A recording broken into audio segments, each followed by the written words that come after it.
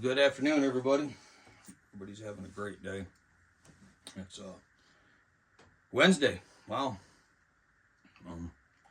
Week's half over with, and I hope everybody's having a great week. And the things you have done this week so far will be in the name of the Lord, and be for Christ's world. Pray that your families are safe and that your jobs are secure, your vehicles are running. And I pray for your health and all of you. So today, we're in the book of John. I'm going to continue on reading, and we're going to read John 9. So, in John 8, it ended right there that, he's there in the synagogue, and he's claiming himself, and the Pharisees are saying, you're not yet 50 years old. And Jesus says, before Abraham was born, I am. And at this, they picked up stones to throw at him. But he walked away. Now, he didn't chicken out. He didn't go hide because he has nothing to fear. He doesn't have anything to fear. But he chose to just quietly leave. And instead of inciting a riot and allowing people to act on their emotions, instead of act out of their heart, which is easy to do. As people, we tend to let our emotions get the best of us, or the worst of us, however you want to look at it. So chapter 9. As he went along, he saw a man blind from birth. His disciples asked him, Rabbi, who sinned, this man or his parents, that he was born blind? Neither this man nor his parents sinned, said Jesus, but this happened so that the works of God might be displayed in him. As long as it is day, we must do the works of him who sent me. Night is coming when no one can work. While I am in the world, I am the light of the world. After saying this, he spit on the ground, made some mud with his saliva, and put it on the man's eyes. Go, he told him, wash in the pool of Siloam. So the man went and washed and came home seeing. His neighbors and those who had formerly seen him begging asked, Isn't this the same man who used to sit and beg? Some claimed that he was. Others said, No, he only looks like him. But he himself insisted, I am the man. How then were your eyes opened, they asked. He replied, The man they called Jesus made some mud and put it on my eyes. He told me to go to Siloam and wash. So I went and washed, and then I could see. Where is this man, they asked. He says, I don't know. They brought to the Pharisees the man who had been blind. Now the day on which Jesus had made the mud and opened the man's eyes was a Sabbath. Therefore the Pharisees also asked him how he had received his sight. He put mud on my eyes, the man replied, and I washed. Now I see. Some of the Pharisees said, This man is not from God, for he does not keep the Sabbath. But others asked, How can a sinner perform such things? So they were divided. Then they turned again to the blind man. What have you to say about him? It was your eyes he opened. The man replied, He is a prophet. They still did not believe that he had been blind and had received his sight until they sent for the man's parents. Is this your son? They asked. Is this the one you say was born blind? How is it that now he can see? We know he is our son. We know that he was born blind. But how can he see now, or who opened his eyes? We do not know. Ask him. He is of age. He will speak for himself. His parents said this because they were afraid of the Jewish leaders, who already had decided that anyone who acknowledged that Jesus was the Messiah would be put out of the synagogue. That was why his parents said, He is of age. Ask him. A second time they summoned the man who had been blind. Give glory to God by telling the truth, they said. We know this man is a sinner. He replied, Whether he is a sinner or not, I do not know. One thing I do know, I was blind, but now I see.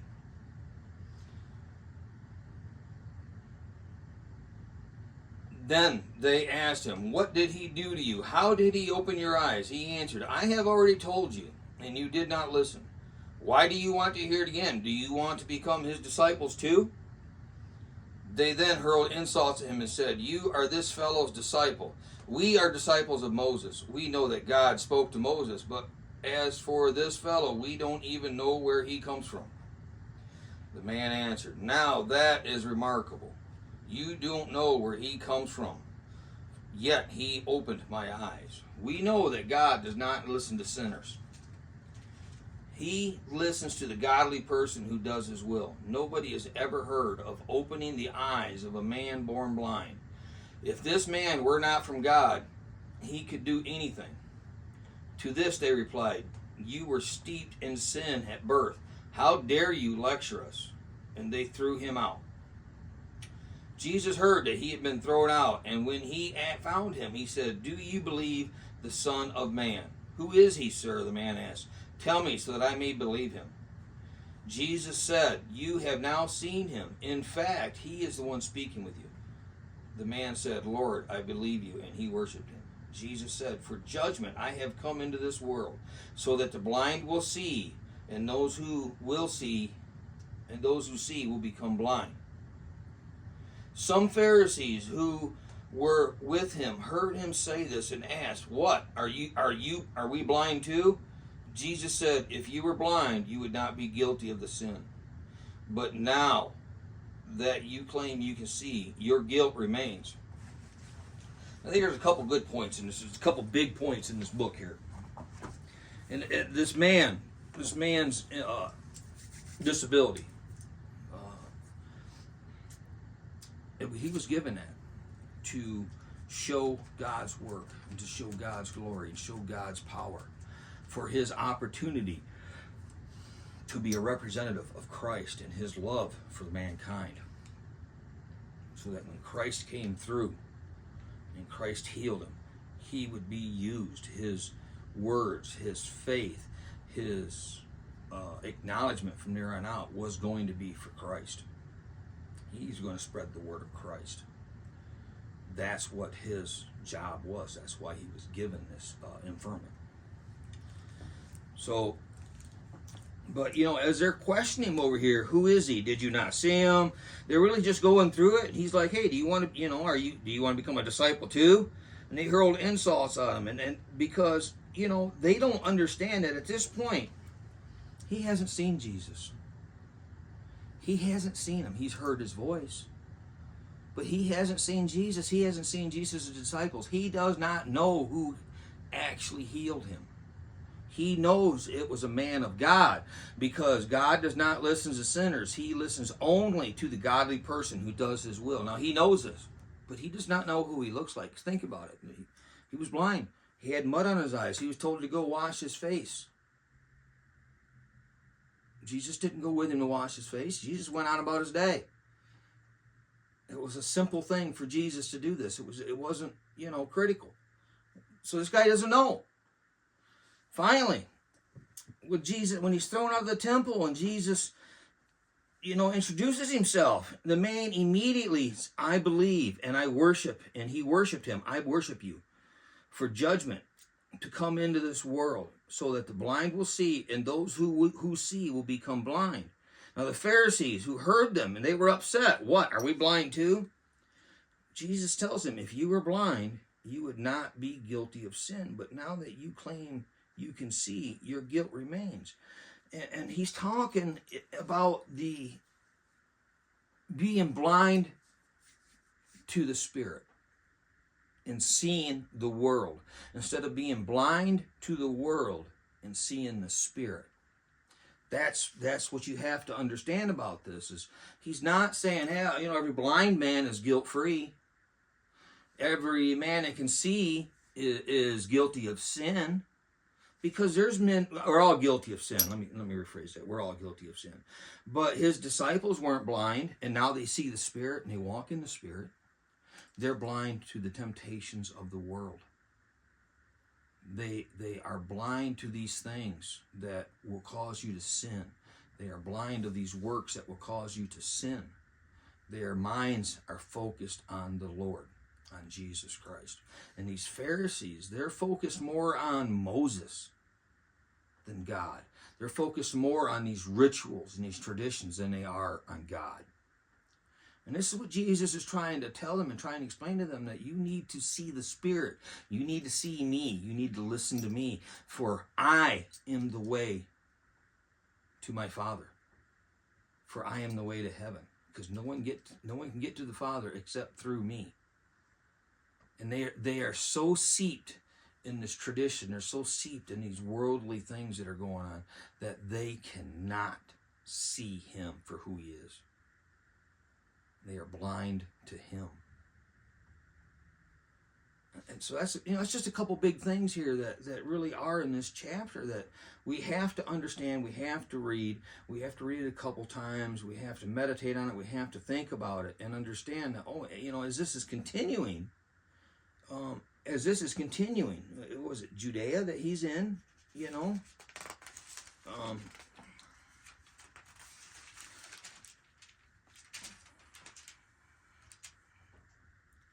Oh, there's in Jerusalem. I'm sorry. I got a new Bible, so. Yeah, we have to understand this, that the things that happen to us, heartbreak, cars breaking down, people dying, tragedy in our lives, whatever they may be, and I'm honest about this, whatever this trial that you're going through, this heartbreak, this sadness that you're going through, God is with you. God's walking right alongside you. He never promised us an easy walk, but if we seek him, we seek his love, we seek his peace, it will be returned to us. If we show our love and we show our peace and our mercy and our grace, it will be returned to us. But we have to do these things selfishly so they don't. We're not doing this to get this. We're doing these because we are graceful, selfless, merciful, loving, God-fearing people. And what comes back is what comes back.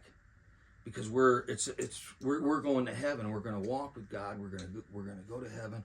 We're going to go right in front of God and Jesus and the archangels. And we're going to exist in heaven. So these trials that are going on in our lives, we have to understand that sometimes we may not understand why we have them. Sometimes we may not understand why we lose somebody. Sometimes we may not understand any of this. It is what it is. We don't get it. But you know what? There's a reason for it. That your son died. Your child dies of cancer. Horrible, heartbroken. I feel for you. Somewhere along the line, there was a purpose. There was a lesson to be taught, a purpose to be filled, an action to be done that was part of God's plan. It may heartbreak you, but don't let that circumstance ruin you. Don't be in that circumstance. Be a person of God. Be a person of Christ. Don't